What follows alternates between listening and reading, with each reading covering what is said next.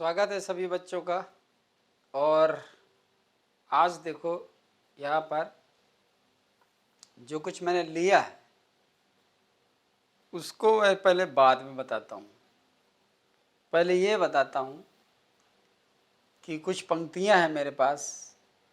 हालांकि ये ज़रूर है कि अगर ये एजुकेशनल चैनल नहीं होता तो मैं समझता हूँ कि इसमें बहुत सारा सब कुछ होता, लेकिन अभी मुझे ये भी पता है कि इसमें सारी चीज़ें जो एक यूट्यूबर्स के पास होती हैं या जो एजुकेशनल पर्पस से जो चीज़ें होनी चाहिए वो शायद इसमें नहीं है। तो उसमें कुछ त्रुटियां हैं, कुछ कमियां हैं, और ये समझिए कि वो गुणवत्ता इसमें नहीं है जो होनी चाहिए। तो देखो इसके बारे में दो लाइनें हैं मेरे पास कि जीवन जीने की शैली हर किसी के पास नहीं। जीवन जीने की शैली हर किसी के पास नहीं, और कोई खुश नहीं तो कोई उदास नहीं। जीवन जीने की शैली हर किसी के पास नहीं, कोई खुश नहीं तो कोई उदास नहीं। मुश्किलों में डूबकर जो एक नया रंग खिला दे तो फिर उसके पास वो होगा जो हर किसी के पास नहीं। बेहतरीन कुछ पंक्तियां हैं और ये मेरी ही पंक्तियां हैं, हालांकि मैं खुद कभी कभी बना लेता हूँ तो इतनी ज़्यादा बुरी भी नहीं है, मैं समझ रहा हूँ। तो मैं ये कहना चाह रहा था कि इत्र से कपड़ों को महकाना तो कोई बड़ी बात नहीं। इत्र से कपड़ों को महकाना तो कोई बड़ी बात नहीं, मज़ा तो तब है जब किरदार से खुशबू आए। कितनी बेहतरीन पंक्तियाँ। इत्र से कपड़ों को महकाना तो कोई बड़ी बात नहीं, मज़ा तो तब है जब किरदार से खुशबू आए। कपड़े तो महज आवरण हैं, आज ये तो कल वो। कपड़े तो महज आवरण हैं, आज ये तो कल वो। जीवन में कुछ हो ऐसा, या जीवन में कुछ हो ऐसा कि सारा जीवन ही महक जाए। तो इन्हीं पंक्तियों के साथ मैं अपनी बात कहना चाहता हूँ। आज कुछ आपको फील हो रहा होगा कि जैसे आप प्रांगण में हैं और कोई फंक्शन है और कोई स्पीकर बोल रहा है, मेरा मतलब कुछ मंच जैसी मतलब टोन निकल रही है। तो वैसा कुछ नहीं, वो होता ही है कि बोलने वाला कुछ अपने शब्दों को संभाल कर बोलता है, तो वही मैं कर रहा हूँ। तो देखो यहाँ पर क्या है कि अगर यूट्यूबर्स के पास बहुत सारा दुनिया भर का डिजाइनिंग थंबनेल वो ना कि देखना है करण अर्जुन और जहाँ से क्लिक किया तो आ गया नदिया के पार, तो आदमी बाद में फिर गाली दे के ख़त्म करता है। तो वो चीज़ तो यहाँ है नहीं, जो चीज़ है तो है। कभी मैंने थंबनेल लगा दिया तो कभी लगाया ही नहीं, कोई ज़रूरत मैं ज़्यादा समझता नहीं हूँ, और एकदम सिंपल मोड पर मेरा चैनल चलता है। हाँ ये है कि जो चीज़ मैं पढ़ाता हूँ या बताता हूँ वो चीज़ किसी भी बच्चे के लिए जो वो पढ़ रहा है, चाहे वो एकेडमिक पढ़ रहा हो और चाहे वो कंपटीशन पढ़ रहा हो, वो यूजलेस नहीं है, वो बेकार नहीं है। अब ये है कि हमें पता है अगर ये ब्लॉग चैनल होता तो मुझे पता है कितने के होते व्यूज में, ये मुझे मालूम है। मैं भी गाना गा दूँ एक राधा एक मीरा तो ढेर सारे अभी अभी शेयर हो जाएगा ये कि सर तो ये गाना गा रहे थे हाँ, लेकिन अब कहो तो सुना देता हूँ, उसमें कोई बड़ी बात नहीं, मैं गा भी लेता हूँ। लेकिन फिर भी ये होता है कि एक बात मैं कर रहा हूँ कि अगर कोई गाना हो, कोई ब्लॉग चैनल हो, कोई हंसी मजाक वाला एक वीडियो हो तो उसमें व्यूज काफ़ी आ जाएंगे। मैं उम्मीद भी नहीं कर सकता उतने आ जाएंगे, लेकिन मजबूरी यही है कि मैं एक टीचर हूँ और ये एजुकेशनल चैनल है, तो यहाँ सिर्फ एजुकेशन से रिलेटेड ही मिलता है। अब जो भी व्यूज आते हैं वो उन्हीं बच्चों के आते हैं जो पढ़ते हैं उसको, जिन्हें उसकी रिक्वायरमेंट है, जो जानना चाहते हैं कि ये क्या होता है। बल्कि कुछ तो ऐसे भी हैं कि उनके लिए आवश्यक है, वो ज़रूरी है उनके लिए, बहुत ही इम्पोर्टेंट है उनके लिए, फिर भी वो उसमें उनको मज़ा कुछ आता नहीं है। तो यहाँ पर उस तरह की अगर कुछ मज़ा है चाहिए या एंटरटेनमेंट चाहिए तो वो तो नहीं हो पाएगा। संबंधित चीज़ जो आपके करियर से है, आपके फ्यूचर से है, आपकी जॉब से है, आपकी उस कॉम्पिटिटिव पेपर से है जो कुछ ही मेहनत करने से आपको जॉब मिल सकती है, ये उससे रिलेटेड है। तो मैं वही सोचता हूँ, कभी कभी हम खुद ही जब फ़ोन उठाते हैं कभी कभी तो कभी कुछ ऐसा थंबनेल देखने को आ जाता है कि ना चाहो तब भी उसमें क्लिक हो ही जाता है। लेकिन ये है कि ये देखा जाता है कि वह कितना आवश्यक है हमारे लिए और कितना नहीं है। इसलिए उन पर अगर हम बेवजह पर अपना टाइम बर्बाद करते हैं तो निश्चित तौर पर हम अपना कीमती समय गंवा रहे हैं। हाँ, ये है कि इसको भी आप चाहे तो पढ़ सकते हैं और चाहे तो नहीं पढ़ सकते हैं। मैं कोई बहुत ज़्यादा आपको फोर्स नहीं कर रहा और बहुत ज़्यादा रिकमेंड भी नहीं कर रहा कि नहीं नहीं आपको ये मेरा चैनल देखना ही चाहिए। हाँ, लेकिन अगर आप कुछ भी किसी भी तरह से अपने करियर के लिए डिवोटेड हैं और बहुत ज़्यादा सेंसिटिव हैं तो ये चैनल देखो, क्या है ना कि अभी जब ये चैनल में आप देखोगे, ये यहाँ पर मैंने आज कोरिलेटिव कंजंक्शंस ले रखे हैं और इनसे रिलेटेड एक्सरसाइज आगे आने वाली है जो कि मैं अगला वीडियो उसी का दूंगा। और हर चीज़ में पहले उसका एक बैकग्राउंड देता हूँ, इसके बाद एक्सरसाइज देता हूँ। बैकग्राउंड और इसके बाद एक्सरसाइज, मतलब एक तरह से पहले थ्योरी और इसके बाद उसका प्रैक्टिकल।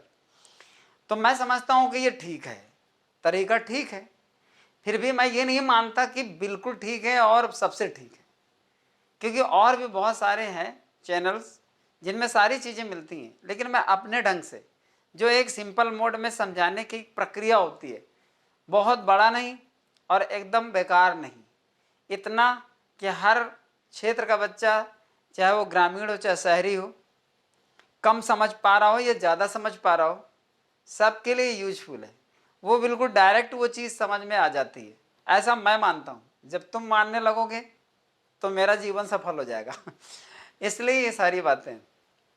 तो आइए स्टार्ट करते हैं। बहुत सारी बातें करने से क्या फ़ायदा, क्योंकि कभी कभी होता है ना कि वही बात पुरानी याद आ गई कि सर क्लास की तरह पढ़ाइए। तो क्लास में तो क्या है, फिर क्लास का मज़ा तो अलग ही होता है ना। क्लास में ऐसा नहीं कि हम हमेशा गुस्सा होते हैं, हमेशा बच्चे पर हावी होते हैं, हमेशा बच्चे पर प्रेशर बनाते हैं या काफ़ी इरिटेबल हो जाता है, ऐसा नहीं है। इंजॉय हम भी करते हैं, लेकिन ये है कि उसको शो नहीं करते हैं। मतलब ये है कि कोई लड़का मिला शरारती, कोई नटखट, देखो बच्चे बच्चे होते हैं, मैं हमेशा उनको वही मान कर चलता हूँ। तो जब क्लास में होते हैं तो वो सारी चीज़ें जो आती हैं सामने ना, उसमें उनको समझाने का मौका भी मिलता है। अच्छा, सबसे बड़ी बात है कि जब भी कोई बहुत बढ़िया चीज़ समझाओ, कोई फिलोसॉफिकल बात या कोई जैसे किसी धर्म ग्रंथ का एग्जाम्पल ले करके, कोई ऐतिहासिक किसी करेक्टर को लेकर के बात, जब कोई अगर इस मैनर्स या बिहेवियर्स या मान लीजिए किसी सोशल या मोरल बात जब बताई जाती है बच्चों को, तो एक चीज़ मैंने बहुत अच्छी देखी है, सुनता बहुत ध्यान से है वो, गजब सुनता इतना ध्यान से है कि यहाँ से निकलेगा तो सीधे वही करेगा जो गीता में लिखा है। मानते हो कि नहीं? मानते हो? मैं आप बोलो भले नहीं, लेकिन मानते हो, मानना पड़ेगा। मतलब वो इतना ध्यान से सुनता है, इतना खो जाता है टीचर की बात में। अगर कोई बेहतरीन बात बता रहा है कोई एग्जाम्पल से, और वो क्यों खो जाता है? क्योंकि वो जानता है ये बात सच है। अगर अगर उससे ये बात किसी तरह से एग्जाम्पल लेकर के कोई बात कही जाए कि देखिए व्यक्ति का कुछ भी नहीं है, सिर्फ कर्म है। हम अपने माता पिता के पैसों पर कुछ ही दिन तक ऐश कर सकते हैं, लेकिन जो सच्चा सुख मिलेगा वो अपने कमाई के पैसे से मिलेगा। अगर इस तरह की बातें बताने लगो, दुनिया में बहुत बड़े पैसे वाले थे जो उनके वंशज हुए, अगर उन्होंने कुछ नहीं किया, फिर कुछ नहीं किया, फिर कुछ नहीं किया, तो फिर उनके आने वाली पीढ़ियां सीधे बर्बादी में हैं। कुल मिलाकर के हम आज भी अगर पिताजी के पैसों से खरीदी हुई बाइक चलाते हैं तो वो मज़ा नहीं है जब आप अपने पैसों से खरीद कर चलाओगे तब होगा, यह निश्चित तौर पर है। आनंद अभी भी आता है, मजा अभी भी आता है, लेकिन ये कुछ अलग टाइप का है। इसमें कहीं ना कहीं एक अंदर से टीस उठती रहती है कि यार मैं कुछ करूंगा आगे कि नहीं करूंगा। अभी तो पिताजी ने 1000 रुपये दिए हैं, पिताजी ने अभी गाड़ी में पेट्रोल डलवा रखा है, पिताजी ने मोबाइल रिचार्ज करवा रखा है, पिताजी ने मोबाइल खरीद के दिया हुआ है।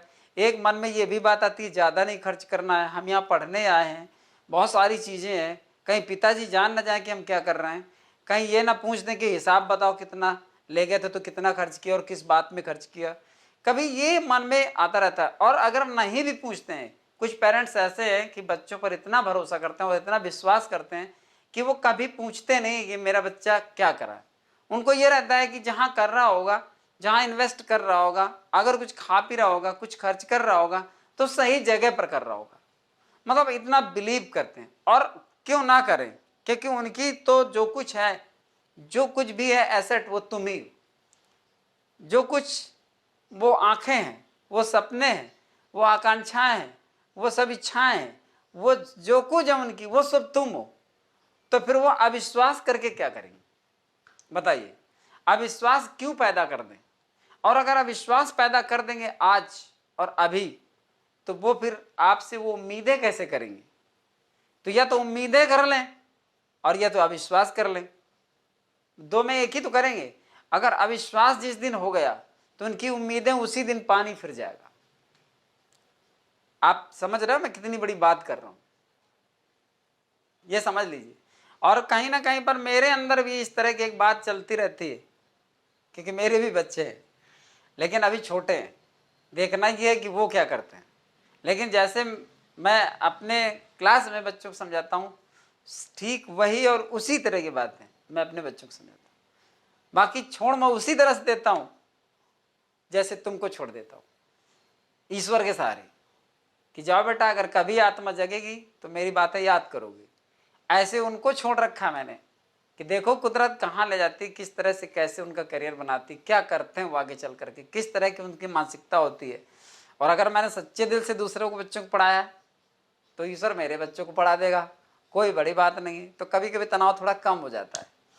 खैर, तो मैं बोल रहा था कि अगर अविश्वास जागृत हो गया कभी तुम्हारे प्रति माता पिता के अंदर, तो उसी समय उनके सपने टूट जाएंगे और उसी समय तुम उनके लिए क्या हो जाओगे ये मैं बता नहीं सकता। ईश्वर ना करे कभी ऐसा हो। इसलिए यहां पर एक संकेत है, एक इशारा है कि आपको करना क्या चाहिए। ये एक बहुत बड़ी बात है। आप सोच के देखो कि किस तरह से वो आपसे बिना पूछे हर बार आपको पैसा भेज देते हैं। कभी कभी तो माता पिता अपना एटीएम दे देते हैं, ले बेटा जितनी जरूरत पड़े उतना निकालते रहना। अब वो कहाँ खर्च कर रहा है? सारे बच्चे ऐसे नहीं होते हैं, सारे बच्चे बहुत जिम्मेदार होते हैं। हम तो कहते हैं जो हमारे पास से होकर गए हैं शायद ही वो ऐसा करते हो। हमें इतना विश्वास है कि वो शायद ऐसा नहीं करते हो, लेकिन सब पर नहीं है कुछ कुछ ऐसे होंगे भी जो मतलब उन चीज़ों को खो चुके होंगे, गंवा चुके होंगे, भूल चुके होंगे, लेकिन फिर भी कभी ना कभी उनका दिमाग, मस्तिष्क जागृत जरूर होगा। वो तब होता है जब कोई धक्का मारता है, या तो समय धक्का मारता है या तो फिर कोई व्यक्ति धक्का मारता है। तो ठोकरें खा करके जब वो संभलते हैं, बाद में संभलते हैं। लेकिन ये है कि वही बात कि ठोकरें खाने के इंतजार करें क्यों, जब हम जानते हैं तो पहले से संभल कर चलना चाहिए। इसलिए उम्मीद करता हूँ सारे बच्चे, तो मैं जब इसी तरह का बोलता हूँ तो मैं बोल रहा था टॉपिक में कि सारे बच्चे खो जाते हैं उन बातों पे, निश्चित तौर पे खो जाते हैं। और ऐसा लगता है कि ये जब निकलेंगे बाहर जाएंगे तो बिल्कुल यही करेंगे। लेकिन हमारे क्लास का तो हाल ये रहता है कि आज सुन लिया, बड़े गौर सुन लिया, और बल्कि ये कहते हैं सर जी यही बताओ और इसी तरह की बातें बताओ। मजा आता, बहुत अच्छा लगता है। वो यही कहते हैं कि सर और बताइए। वो पढ़ना भूल जाते हैं, वो कहते हैं सर यही बताइए और अच्छी बातें बताइए। मैं पूछता हूँ किस तरह की अच्छी बातें? बोले सर आप अच्छी बात आप अपनी तरफ से बताइए ना। तो चूंकि अच्छी बातें बहुत सारी होती, लेकिन वो सुनते बहुत मन लगा करके, मानना पड़ेगा। लेकिन जब दूसरे दिन आएंगे तो हंसने वाली बात है, बिल्कुल उसी तरह से मिलेंगे जैसा उन्हें होना चाहिए। अब मैं ये क्या कहूँ कि मतलब किस तरह होना चाहिए वो खुद जानते हैं, कैसे होके आते हैं। दोबारा फिर उसी तरह हो गए, भूल गए कि कल क्या बताया गया था। तो ये सारी स्थितियां होती हैं। हाँ, लेकिन ये जरूर है कि जैसे ही वो बाहर जाते हैं अपना सब सामान लेकर के, और उनके मन में एक प्लान होता है कि हमें कोचिंग करनी है, तैयारी करनी है, और ये वाला कोर्स करना है, ये वाली कोचिंग करनी है, और इस स्ट्रीम में जाना है, ये जॉब की तैयारी करनी है, उनमें रिस्पॉन्सिबिलिटी आ जाती है। मतलब 90% बच्चों में ये रिस्पॉन्सिबिलिटी आ जाती है, और वो बड़े ध्यान से और बड़ी जिम्मेदारी से बहुत अच्छे से पढ़ते हैं। उन्हें फिर सब क्लास की एक एक बात याद आती है, ये मैं ज़रूर कहूँगा, क्योंकि इतना भरोसा है मुझे, और बच्चे भी मतलब जुड़े रहते हैं तो ये ज़रूर कहते हैं। और ये सच भी है कि उस समय वो नहीं जानते, क्योंकि उनका वो थोड़ा शरारतीपन रहता है, और वो सब थोड़ा सा जो टाइम होता है काफ़ी मतलब वैसे इंजॉयबल रहता है, तो इसलिए उस समय वो बहुत ज़्यादा माइंड नहीं कर पाते, क्योंकि उनको बराबर पढ़ना होता है, क्लास का प्रेशर, स्कूल का प्रेशर, ये सारी चीज़ें रहती हैं, एक परमानेंसी रखनी पड़ती है उनको, वो सारी बातें अलग हैं। लेकिन जब बाहर निकलता है तो उसके अंदर एक जो सेंस डेवलप होती है, क्रिएट होती है, वो उसको आगे ले जाती है, और एक सही मार्ग दिखाती है उसको। वो ना मतलब चाहते हुए भी मिसलेड नहीं हो सकता है, गलत दिशा पे नहीं जाता, वो सही चलता है वो। और ईश्वर करे हमेशा वो सही दिशा पे चले, सही मार्ग पे चले, अपने सपने साकार करें, अपने माता पिता की इच्छा पूरी करें, पूरी तरह से खरे उतरें और अपना जीवन सफल बनाएं। तो इन्हीं शब्दों के साथ आया ना मंच वाला एहसास इन्हीं शब्दों के साथ मैं शुरू करता हूँ आज की क्लास। फिलहाल आज मैंने लिया हुआ है कोरिलेटिव कंजंक्शंस, मतलब सहसंयोजक।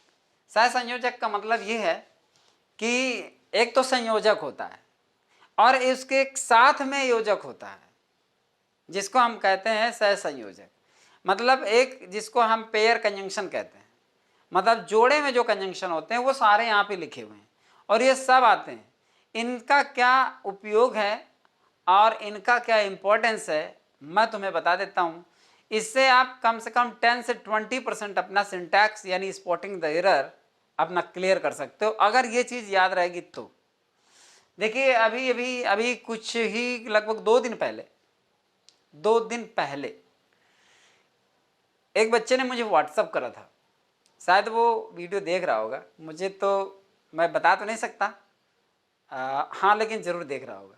उसका नाम मुझे पता है बट मैं बताऊंगा नहीं बहुत अच्छा बच्चा है वो, अक्सर कांटेक्ट में रहता है।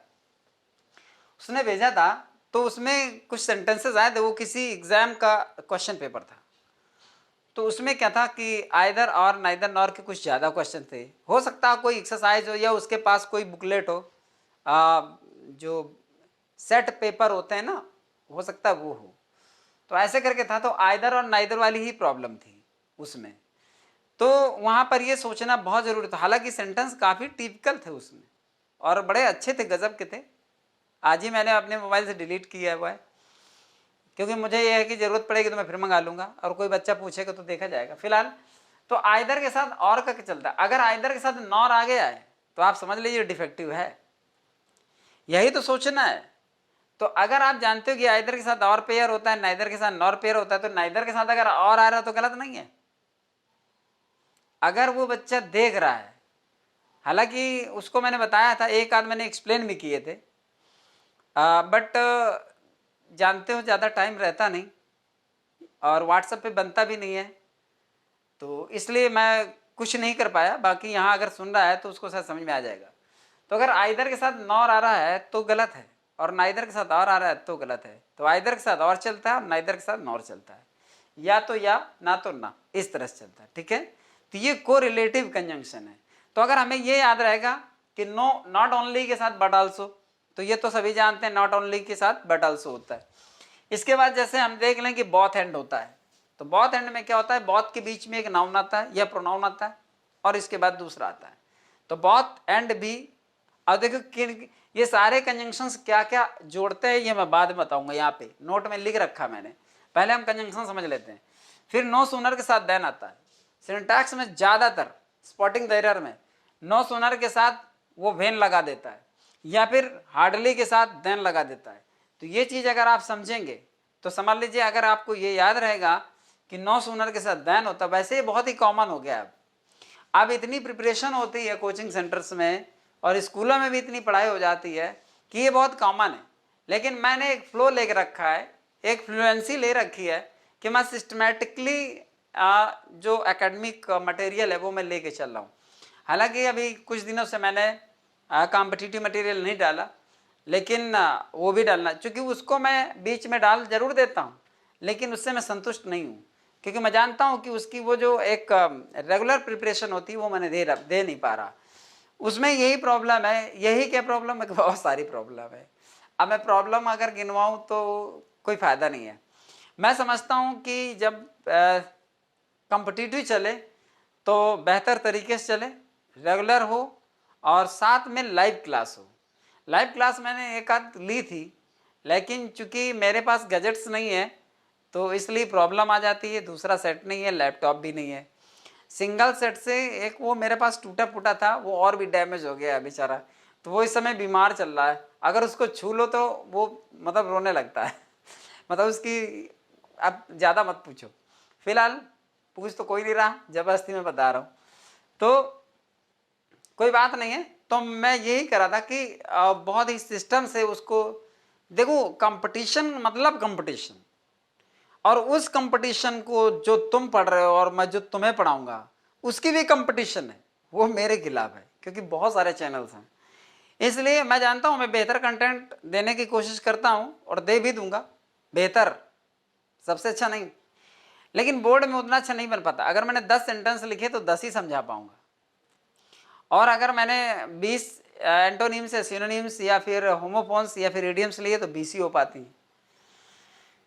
तो लड़का क्या करता है, थोड़ा सा फैशनेबल चैनल ओपन करता है, तो ठीक है, जहाँ पर उसको मतलब सुविधा हो, जहाँ पर कंफर्टेबल लगे, जहाँ इजीली प्रिपेयर कर सके, वो अपनी तैयारी बढ़िया चीज़ बना सके, बिल्कुल वो आज़ाद है और कर सकता है और करना भी चाहिए उसको। फिलहाल मैं अब बीच में तो कुछ मटेरियल डालता रहूँगा, लेकिन ये है कि बेहतर तभी जब मैं अपना सबके सिस्टम इम्प्रूव कर लूँगा तब, और तब जब चलेगा तो फिर ये समझिए कि हर 2 दिन या 1 दिन में या 3 दिन में लाइव क्लास एक होगी और रेगुलर आपको कॉम्पिटिटिव मटेरियल भी मिलेगा। फिर मैं ज़बरदस्त स्टार्ट करूँगा, इसीलिए मैंने उसको अभी रोक रखा है, क्योंकि थोड़ा बहुत करने में वो एक थोड़ा सा उदासीनता रहती है और बच्चे थोड़ा सा मतलब बेहतर नहीं समझते और अट्रैक्ट भी नहीं होते हैं। लाइव क्लास जब मैं लूँगा तो अब की बार मैं लाइव ही लूँगा और लाइव फिर चलती रहेगी बराबर, बस थोड़ा और इंतज़ार करिए। फिलहाल तो जो एकेडमिक मैंने शेड्यूल बना रखा उसके हिसाब से मैं जानता हूँ कि ये कॉमन है, लेकिन मेरा मतलब ये है कि वीडियो हर एक चीज़ का पड़ा होना चाहिए, इसलिए मैं सिस्टम चल रहा हूँ। तो मैंने नरेशन से लिया था, नरेशन बताया, नरेशन के बाद सिंथेसिस में सिंपल, सिंपल के बाद 8 प्रकार के मैंने सिंपल पढ़ाए हैं संभवतः, और इसके बाद फिर मैंने कॉम्प्लेक्स लिया। कॉम्प्लेक्स में नाउन क्लास को कैसे बनाते हैं, पहले मैंने क्लॉजेज ली, क्लॉजेज के वीडियोस पढ़े हुए हैं, फिर मैंने नाउन क्लास बताया, फिर मैंने एडजेक्टिव क्लास बताया, नाउन क्लास की एक्सरसाइज पढ़ी हुई, फिर एडजेक्टिव क्लास की एक्सरसाइज पढ़ी हुई, फिर मैंने एडवर्ब क्लास के कंजंक्शंस लिए, इसके बाद मैंने एडवर्ब क्लास की एक्सरसाइज दी, फिर मैंने कंपाउंड के कंजंक्शंस बताया और कंपाउंड सेंटेंस बनाने की एक्सरसाइज उसकी प्रैक्टिस भी पड़ी हुई है। अब मैंने को रिलेटिव कंजंक्शंस लिए हैं जो इस तरह के हैं और इनसे रिलेटेड आपको एक्सरसाइज मिलेगी। फिलहाल यहाँ पर नो सुनर के साथ देन आएगा, दो या आल्दो के साथ में एट आएगा, क्योंकि वो यहाँ पे बट लगा देता है ना, मतलब यद्यपि वो गरीब है लेकिन ईमानदार है, तो Aldous he is poor but honest, ऐसा कर देता है। तो जब वो ऐसा करता है तो जब हम अर्थ निकालते हैं तो ऐसा लगता है बिल्कुल सही है, बट आल्दो के साथ बट का कॉम्बिनेशन नहीं होता, एट का होता है, और इसकी भी एक वजह है, और इस तरह की वजह है मैं बताता हूँ, लेकिन जब मेरे पास खुद की एक वजह होती है, वैसे मैं बता दूंगा, लेकिन कभी ना कभी किसी न किसी वीडियो में मैं जरूर बता दूंगा, थंबनेल पे लगा दूंगा, बात समझ दो, क्योंकि इसकी ज़्यादा ज़रूरत है नहीं, लेकिन फिर भी बच्चों में थोड़ा सा क्यूरियोसिटी बढ़ जाती है कि आल्दो के साथ बट नहीं आता, एट आता है, बट क्यों आता है, आल्दो के साथ एट ही क्यों आता है, जैसे लेस्ट के साथ शुड ही क्यों आता है, ये सारी चीज़ें होती हैं। तो मिलेगा आपको, कभी ना कभी मिल जाएगा। तो आल्दो और दो के साथ एट आता है, हार्डली के साथ वेन और स्कैर्सली के साथ वेन, मतलब यद्यपि तथापि का इसमें संयोजन होता है, इसलिए इसके साथ एट आता है। और भी इसको समझाने का भी डीपली समझाना जरूरी है इसको। हार्डली वेन, मुश्किल से जब, स्कार्सली वेन, मुश्किल से जब, वेदर और, चाहे या, मतलब चाहे ये हो या फिर या हो, चाहे ये या फिर ये, ऐसे करके सेंस में आता है। तो वेदर के साथ और चलता है, सो के साथ एस, उतना जितना, एज उतना जितना, सच के साथ दैट, सो के साथ दैट, सेम के साथ दैट, और सेम के साथ एज भी आ जाता है रिलेटिव प्रोनाउन सेंस में, और सेम के साथ भी दैट की के अर्थ में भी आता है, रिलेटिव प्रोनाउन के भी अर्थ में आ जाता है। आपको एक्सरसाइज में आपको पता चलेगा कि इनका यूज कैसे होता है। फिलहाल अब देखते हैं कि इन कंजंक्शंस में जो दिए हुए हैं, तो ये कंजंक्शन जोड़ते किसको? Noun, pronoun, adjective, adverb, verb, adverb, phrase, subject, object और कॉम्प्लीमेंट। ये क्या करते हैं, जितने कंजंक्शंस लिखे हुए हैं, एक नाउन को दूसरे नाउन या प्रोनाउन से जोड़ते हैं। और तुम जानते हो, अब जैसे हम कहते हैं कि नाइदर सोहन नॉर मोहन, तो एक नाउन से दूसरे नाउन को जोड़ दिया, यही तो होता है ना। अब जैसे हम कहते हैं नाइदर ही नॉर हिज फ्रेंड्स, तो एक नाउन को दूसरे प्रोनाउंस, एक प्रोनाउन को दूसरे नाउन से जोड़ दिया। तो ये एक नाउन को दूसरे प्रोनाउन या नाउन से जोड़ता है, या फिर एक प्रोनाउन को दूसरे नाउन या प्रोनाउन से जोड़ता है। यही सारे कंजंक्शंस। एक एडजेक्टिव को दूसरे एडजेक्टिव से जोड़ते हैं, एक वर्ब को दूसरे वर्ब से जोड़ते हैं। अब जैसे हम ये कह रहे हैं कि ही नाइदर स्लीप्स नॉर स्टडीज, वह ना तो सोता है और ना ही पढ़ता है, तो वर्ब को जोड़ दिया। एक वर्ब को दूसरे वर्ब से, एक एडवर्ब को दूसरे एडवर्ब से जोड़ता है, एक फ्रेज को दूसरे फ्रेज से जोड़ता है, एक सब्जेक्ट को दूसरे सब्जेक्ट से जोड़ता है, एक ऑब्जेक्ट को दूसरे ऑब्जेक्ट से जोड़ता है, और एक कॉम्प्लीमेंट को दूसरे कॉम्प्लीमेंट से जोड़ता है। जैसे हम कहते हैं कि ही seems neither tired nor hungry, वह ना तो थका हुआ और ना ही भूखा प्रतीत होता है। तो क्या हो गया, टायर्ड एक एडजेक्टिव है लेकिन कॉम्प्लीमेंट है, हंग्री एडजेक्टिव है लेकिन कॉम्प्लीमेंट है। तो यहाँ ये कह सकते हैं कि एक कॉम्प्लीमेंट से दूसरे कॉम्प्लीमेंट को जोड़ता है, या एक एडजेक्टिव को दूसरे एडजेक्टिव से जोड़ता है। कुल मिलाकर के ये सब पढ़े हुए सेंटेंस हैं, लेकिन ये है कि यहाँ पर इसका नियम ये लगता है कि वह एक वर्ब को दूसरे वर्ब से, एक एडवर्ब को दूसरे एडवर्ब से, एक एडजेक्टिव को दूसरे एडजेक्टिव से, एक नाउन को दूसरे नाउन से, एक प्रोनाउन से दूसरे प्रोनाउन को, एक प्रोनाउन को दूसरे नाउन या प्रोनाउन से, एक नाउन को दूसरे प्रोनाउन या नाउन से, ऐसे करके एक कॉम्प्लीमेंट को दूसरे कॉम्प्लीमेंट से, और एक फ्रेज को दूसरे फ्रेज से। ही केम आइदर बाई बस और बाई ट्रेन, आइदर और बाई बस और बाई ट्रेन क्या है, फ्रेज है, जुड़ गया। इसका सेंटेंस भी तुम पढ़ चुके हो, तो ये कोई बड़ी बात नहीं है, बट ये है कि यहाँ पर आपको इन सारी चीज़ों को समझना है, फ्रेजेस को, क्लॉजेस को, इनको सबको वो जोड़ता है। तो ये थे आज के कंजंक्शन, आप इनको देख लीजिए। और जो फ्रेशर्स हैं, फ्रेशर्स का मतलब अगर वो फर्स्ट ईयर कर रहे हैं, बहुत ज़रूरी चीज़, अगर वो फर्स्ट ईयर कर रहे हैं और उन्हें नेक्स्ट ईयर सेकेंड ईयर में जाना है, तो अगर वो आज इन्हें नोट कर लेते हैं, लिख लेते हैं और समझ लेते हैं, और इनसे रिलेटेड एक्सरसाइज का प्रैक्टिस कर लेते हैं, एक्सरसाइज को बेहतरीन देख लेते हैं, जितने भी, देखिए ये केवल आप नरेशन या सिंथेसिस नहीं पढ़ रहे हो, ये आप सिंटैक्स भी प्रिपेयर कर रहे हो। जो बच्चा कंपटीशन की तैयारी कर रहा हो, अगर फर्स्ट ईयर यानी 11th वाला बच्चा अगर उससे पूछे कि आगे कंपटीशन में इंग्लिश में क्या आता है, तो वो बच्चा यही बताएगा कि ये उसकी बैकग्राउंड है, यही उसकी ग्राउंड है, यही उसकी फाउंडेशन है। अगर ये सारी चीज़ें आएंगी तो आगे का स्पॉटिंग द एरर्स, जितना भी सिंटैक्स है, वो सब उसको समझ में आएगा। और अगर ये नहीं आज प्रिपेयर करता है तो कल करना पड़ेगा।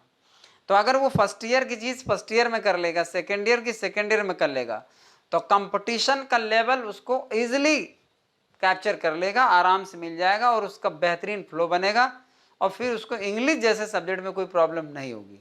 हाँ, ये है कि कॉम्प्रिहेंशन है, और जैसे जम्बल्ड पैराग्राफ होते हैं, जो PQRS होते हैं, इनकी तो बहुत प्रैक्टिस करनी पड़ती है, और बहुत ज़्यादा प्रैक्टिस करने के बाद भी उसमें कंपटीशन में ऐसा आता है कि आपको दिमाग उतना ही खपाना पड़ेगा जितना खपाना चाहिए आपको, कितनी भी प्रिपरेशन कर लो।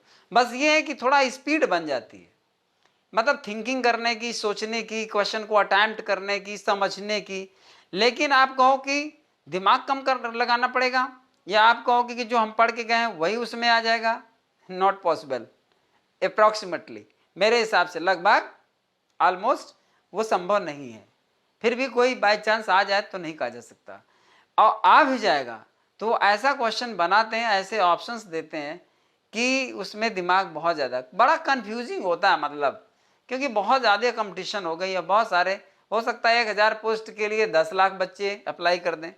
ऐसे में भयंकर कंपटीशन होता है। एक बच्चे का कंपटीशन 100 बच्चों से हो जाता है कि वो 100 बच्चे हैं, एक पोस्ट में 100 बच्चे, अब उन 100 बच्चों से आपको फाइट करनी है, तो समझिए कितनी बड़ी प्रिपरेशन करनी पड़ेगी। बहुत बड़ा चैलेंज हो गया है, इसलिए रात दिन एक करना पड़ता है, और सबसे ज़्यादा करना पड़ता है लर्निंग कम प्रैक्टिस ज़्यादा, लर्निंग कम प्रैक्टिस ज़्यादा। तो ऐसे कंजंक्शन तो जुबान पे होने चाहिए। अगर ऐसे कंजंक्शन पर लड़के को स्ट्रगल करना पड़ेगा तो फिर जो और बिल्कुल टिपिकल और बहुत ज़्यादा जो कंफ्यूजिंग सेंटेंसेस होते हैं उनमें क्या करेगा फिर वो।